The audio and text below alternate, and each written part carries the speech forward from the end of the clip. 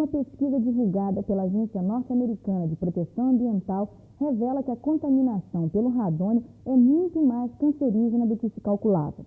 O chefe da agência ambiental recomendou ainda que as pessoas façam testes em suas casas para verificar a presença do gás. O radônio é um gás invisível que se forma quando o urânio existente no solo e em rochas começa a se decompor. Aí, ele se divide em partículas radioativas que facilmente se alojam nos pulmões, provocando câncer. De acordo com um levantamento feito em 7 estados americanos, realizando testes em 11 mil casas, uma em cada 3 residências estava com níveis de radônio acima do suportável. O que acontece é que o radônio ao ar livre se dispersa e é inofensivo, mas dependendo do grau de ventilação de alguns prédios e da pressão atmosférica, entre outros fatores, o radônio vai se acumulando. É mais um perigo invisível que ronda a saúde de todos.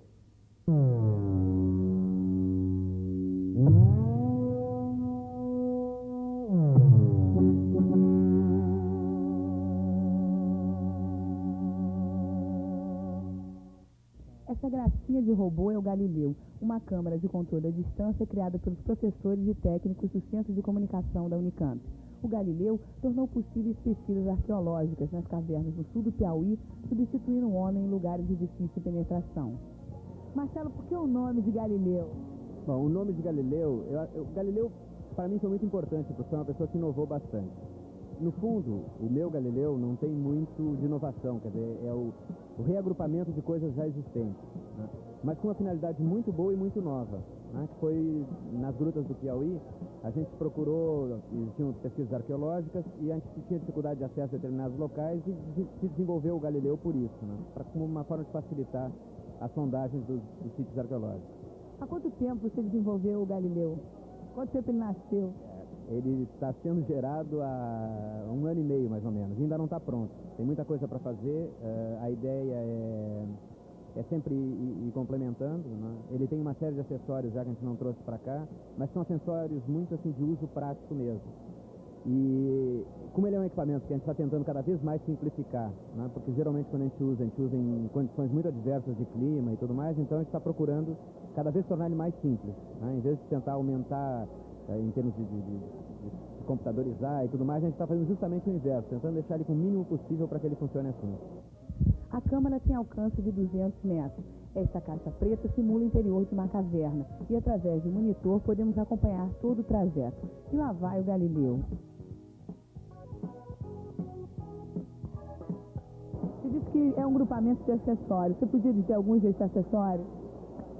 Bom, ele tem parte que é um brinquedo da estrela, ele tem... realmente o que se desenvolveu e que foi uma coisa nova é o sistema de suspensão, né, que é uma suspensão centralizada e usa também muito pouca coisa para fazer a suspensão. Os próprios motores servem de eixo de suspensão. A câmera é uma câmera 8mm, né, um sistema que está sendo lançado com essas fitas pequenas, né, que dá 2 horas de gravação e com isso torna o equipamento todo muito mais compacto e fácil de trabalhar. O robô também pode substituir o homem em trabalhos que oferecem riscos à saúde, principalmente em áreas de esgoto e de radiação nuclear. Você teve o apoio de alguma instituição na construção do Galileu? Não, quer dizer, o apoio ele surgiu da própria necessidade, né, do Centro de Comunicação, que trabalha com registro científico, de obter novas formas e conseguir imagens que antes eram impossíveis de serem conseguidas, né? Então, a gente tem uma série de imagens de aranhas, de gruta, uma série de coisas que foram conseguidas a partir desse tipo de equipamento. Cientistas da NASA e do Centro de Pesquisas Atmosféricas dos Estados Unidos vão acompanhar as queimadas na Amazônia através de imagens feitas pelos satélites de sensoramento remoto Landsat. O objetivo, segundo os especialistas, é conseguir informações mais detalhadas sobre a extensão das áreas devastadas pelas queimadas e aprofundar os estudos sobre os efeitos provocados no meio ambiente. Uma questão que, ao que parece, assumiu agora muita importância para os americanos, que vêm demonstrando um interesse cada vez maior pela nossa Amazônia, muitas vezes chamada de pulmão do mundo. E é possível adotar medidas preventivas para garantir maior eficiência no combate ao fogo. É o que já está fazendo a Companhia Vale do Rio Doce na sua reserva florestal do Espírito Santo. Além de se preocupar com o fogo, a Vale do Rio Doce ainda produz vídeos sobre isso e ocupa hoje o nosso espaço reservado para as produções de interesse científico.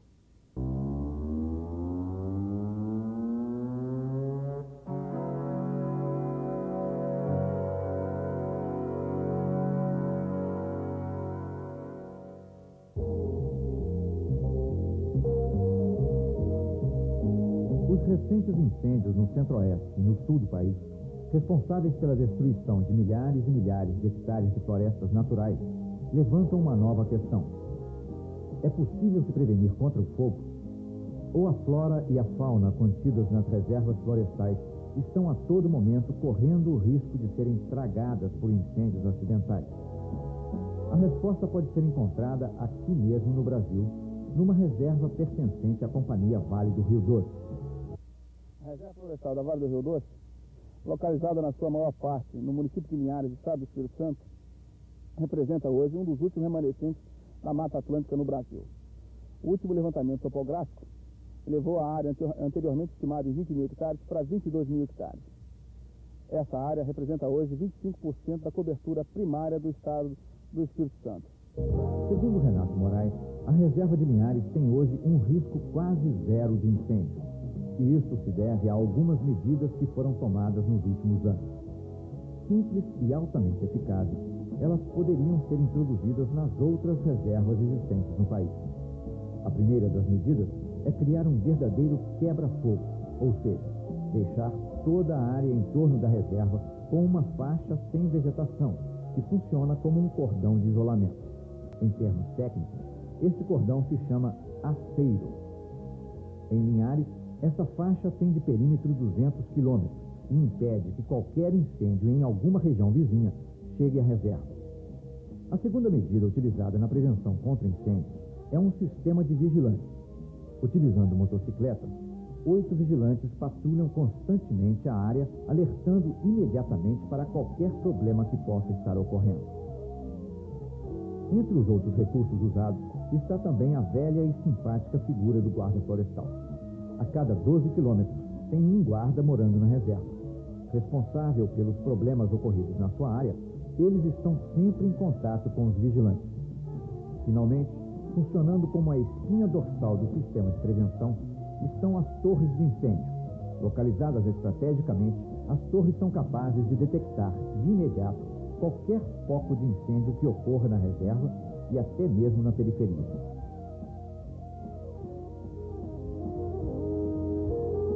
Linhares deixa a certeza que imagens como essas podem ser preservadas. Não precisam se tornar parte apenas de nossas memórias ou de vídeos e filmes sobre um passado que se perdeu.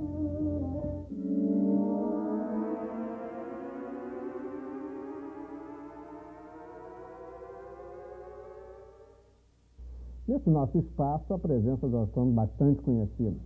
O Mourão é, além de bastante conhecido de todos, o diretor do Museu de Astronomia e Ciências Afins aqui do Rio de Janeiro, e vai conversar com a gente nesse ambiente onde deveria existir pelo menos algo de vermelho, já que a grande discussão é sobre a presença de Marte, uma luz vermelha no céu.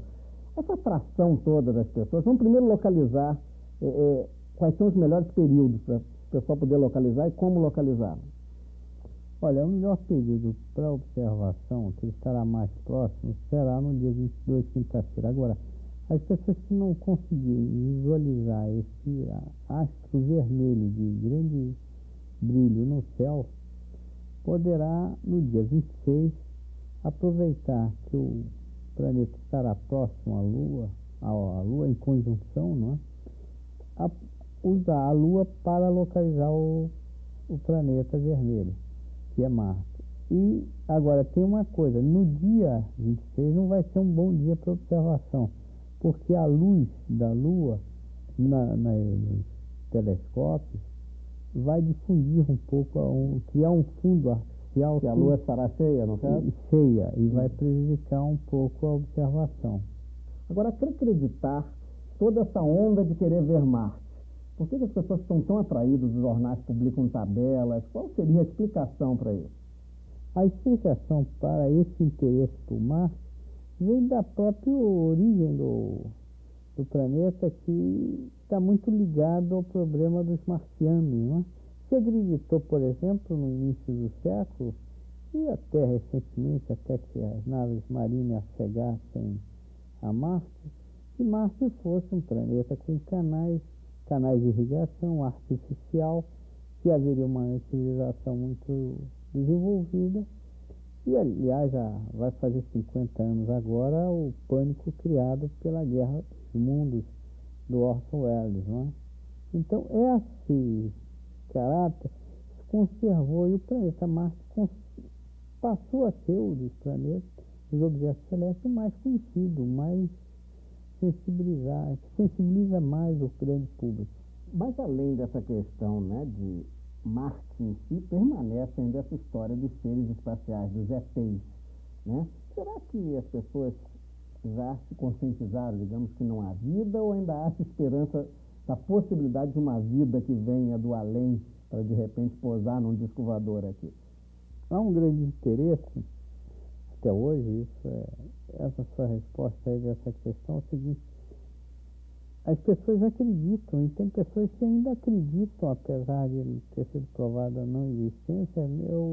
Alguém uma vez me falou em marcianos invisíveis, que as naves não conseguiram porque eles eram invisíveis. Aí é difícil você discutir quando as pessoas estão fugindo o que é a ciência para ficar extrapolando. Mas a gente tem uma ideia. Se Marte, talvez há uma hipótese, tenha tido uma civilização muito evoluída, uma vida já tenha existido e desaparecido. Aliás, isso é muito importante, porque nós às vezes estamos destruindo a ecologia na Terra, né? A vegetação, o nosso sistema ecológico está em constante degradação devido à influência do homem, e quem sabe lá também não desapareceu em consequência da própria inconstância do homem em não preservar o que é mais importante, que é a natureza. Mas há um outro... Não seria vida inteligente? Certamente com esse termo, não. Mas às vezes eu pergunto se aqui na Terra também a vida é muito inteligente, porque a gente está destruindo as matas, a vegetação, poluindo os rios, estamos poluindo tudo, a atmosfera. Não estamos pensando um pouco que isso é a nossa possibilidade de vida. Então, eu acho que a visão um pouco do espaço dá essa importância muito grande para nós, porque a gente hoje sabe que as naves foram até Netuno, não é? Vão até Netuno o ano que vem, já foram até Urano, mas nós não encontramos nenhuma mata igual à mata amazônica, nem nada com essa vegetação. O planeta verde, como eu digo, não encontrou, certo? Desculpe o Gagarin, mas o nosso planeta é verde mesmo. E essa vegetação, essa exuberância, o homem não tem consciência, a gente deve conservar. Agora, tem outro lado interessante, é que se o planeta Marte não teve vida, ele terá um dia. Será o próprio homem que irá colonizar Marte. Isso eu não tenho dúvida, porque é o espírito de conquista do homem. E o planeta Marte é um dos mais fáceis de ser colonizado, porque tem oxigênio, tem uma atmosfera, tem água, talvez até tenha água subterrânea. A gente tem marca de que existiu água lá, não é? Existe uma teoria possibilidade. Então há grande interesse, por isso é que os soviéticos têm um grande interesse em pesquisar e estudar Marte, porque é o planeta de grande futuro, até talvez, quem sabe, uma saída para uma catástrofe, superpopulação da Terra.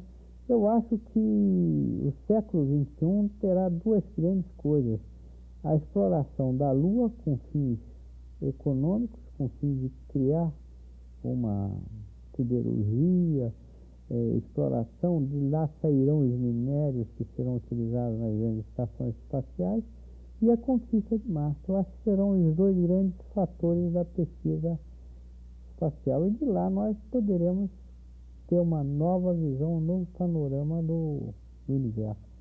E o sonho permanece, né? E cabe aí até a gente abrir a câmera outra vez para esse nosso sonho espacial aqui, para colocar uma outra questão de abertura, que é a abertura que o museu já está fazendo para quem queira ver de lá, com a aparelhagem do museu, e não só Marte, né, Mourão? Explica para a gente como é que funciona, quem quiser daqui do Rio frequentar o museu, mesmo quem vier de viagem, quais são os horários, como é que funciona? Olha, o horário do museu, ele está aberto das 9 horas geralmente até 20h30. Mas nesse período especial de Marte, nós vamos ficar estamos abertos até a meia-noite. Só não abrimos na segunda-feira, não é? Mas de sábado e domingo, depois das 16 horas, está aberto com uma exposição especial sobre Marte, com vídeos sobre Marte, explicativo, e também sobre literatura de Marte. Nós temos uma biblioteca também que tem livros para as pessoas consultarem, estudantes que queiram fazer pesquisa sobre Marte. Mas eu acho que o mais interessante é mesmo a observação de Marte através das lunetas e outros planetas também. Terá Saturno no início da noite, e daqui a pouco Júpiter. Aliás, nós estamos permanentemente abertos ao público para mostrar o céu. Aliás, é a atração principal desse nosso Museu de Astronomia.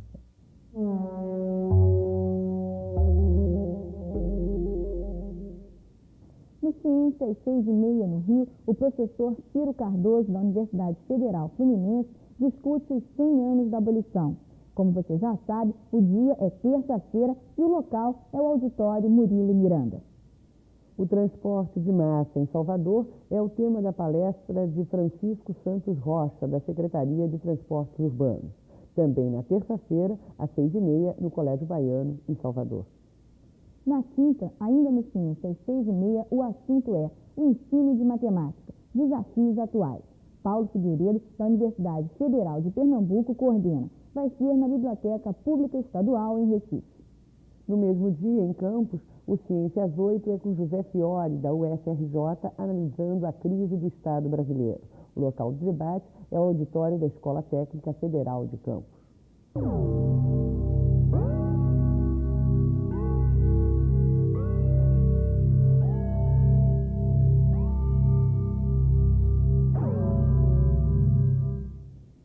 A COP comemorou esta semana 25 anos de expressiva participação na produção científica nacional. Ao pessoal da COP que está nos vendo, parabéns para vocês.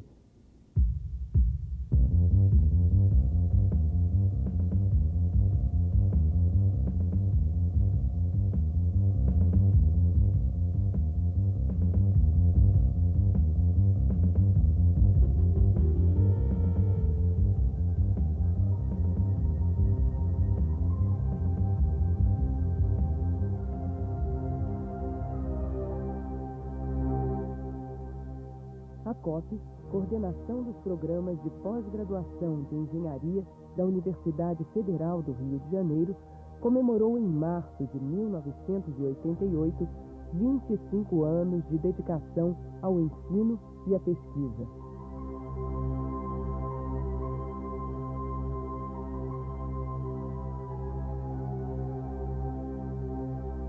Idealizada e criada pelo professor Alberto Luiz Coimbra, a COP sempre executou uma política de aproximação com as empresas nacionais e outros centros de ensino e pesquisa. O professor Coimbra, já na década de 60, acreditava ser esta uma das maneiras do Brasil absorver e desenvolver tecnologia. Assim, criou em 1970 a Copetec, entidade pioneira na época, que tem como finalidade viabilizar os contratos e convênios de estudos e pesquisas tecnológicas realizadas pela COP para empresas.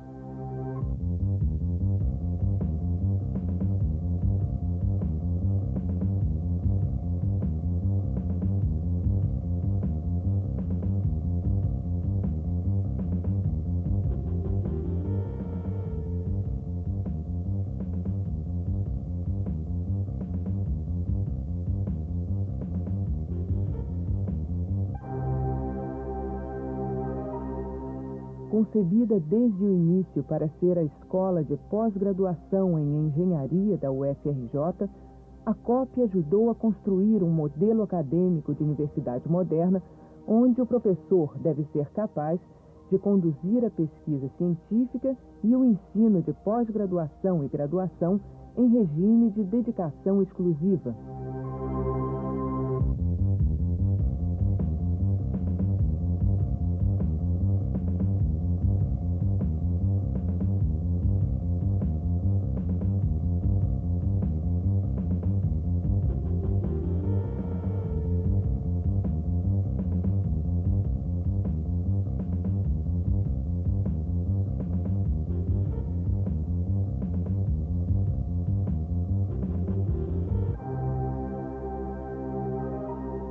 Com o reconhecimento e respeito da comunidade acadêmica, a COP concede títulos de mestre e doutor em ciências em quase todos os ramos da engenharia: química, mecânica, elétrica, metalurgia e de materiais, civil, produção, oceânica, nuclear, biomédica, sistemas de computação, transportes e ainda na área interdisciplinar de energia.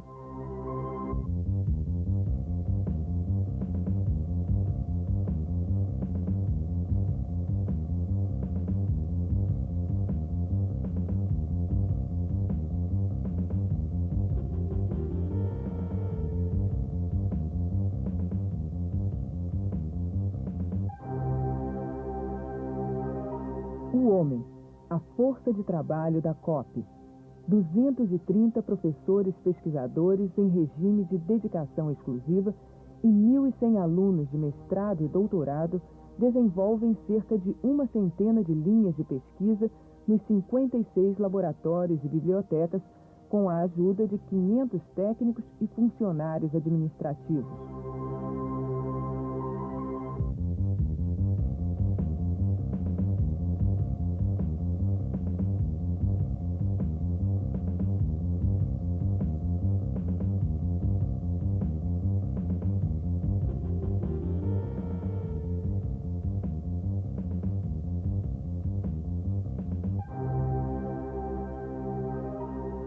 Nos últimos anos, a COP vem desenvolvendo pesquisas com o objetivo de aumentar a competitividade do produto nacional através da inovação tecnológica e da melhoria de qualidade, especialmente na produção de hidro- e termoeletricidade, de hidrocarbonetos, petroquímica, siderurgia, novos materiais, agricultura, saúde e informática.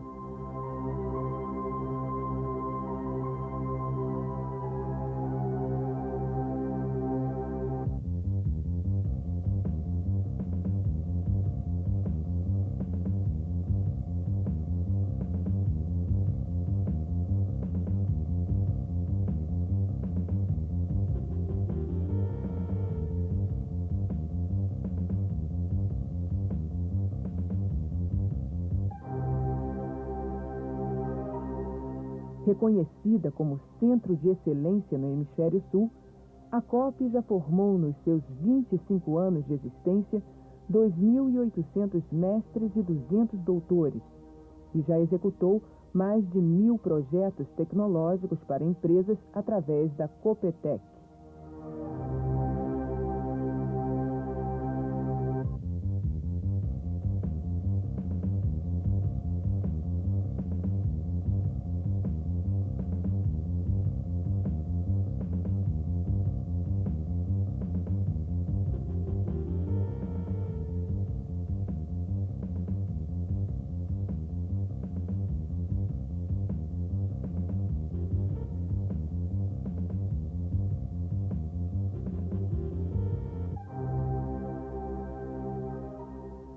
No intercâmbio científico-acadêmico, a COP vem estimulando a realização de seminários e congressos em colaboração com sociedades técnico-científicas nacionais, criando espaços para o enriquecimento da bibliografia científica brasileira.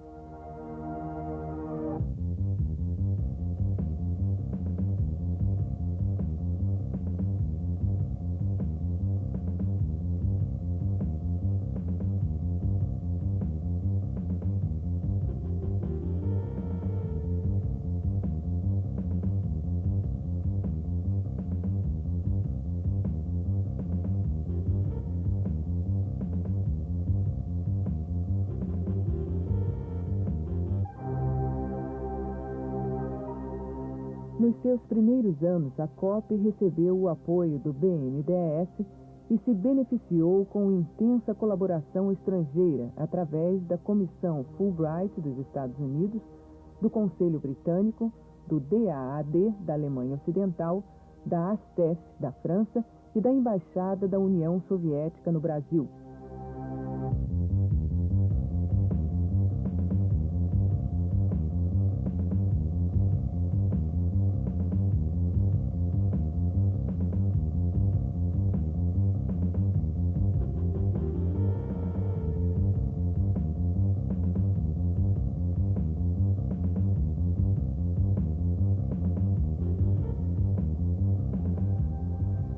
Esse é o compromisso da COP: garantir a qualidade e excelência do ensino e pesquisa em engenharia para permitir a independência e o desenvolvimento da sociedade brasileira.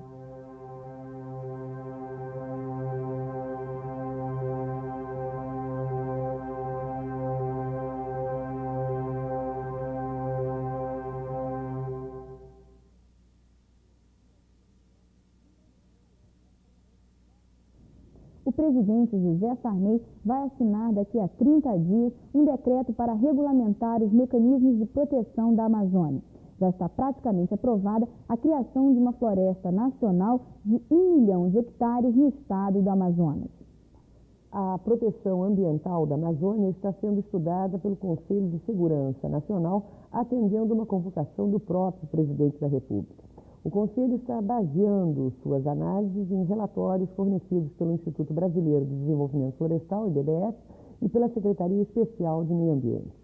Sem dúvida, é preciso tomar medidas urgentes e eficazes contra esta devastação criminosa que vem arrasando as principais reservas florestais do país.